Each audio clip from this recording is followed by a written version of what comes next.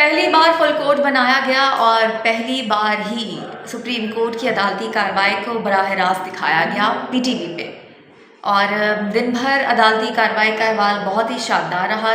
Chief justice قاضی فائز عیسیٰ کی جانب سے ریمارکس دیے گئے اور دیگر وکلاء کی جانب سے بھی ریمارکس سامنے آئے، لیکن آج کی عدالتی کارروائی میں چیف جسٹس کے جو بہت ہی اہم ریمارکس تھے وہ میں آپ سے شیئر کروں گی۔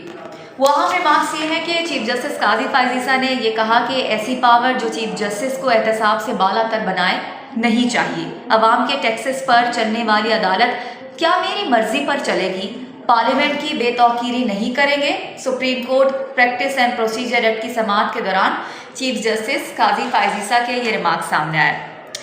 عدالتی کارروائی ملتوی کر دی گئی ہے اور اب سپریم کورٹ میں کیس کی سماعت 3 اکتوبر کو ہوگی۔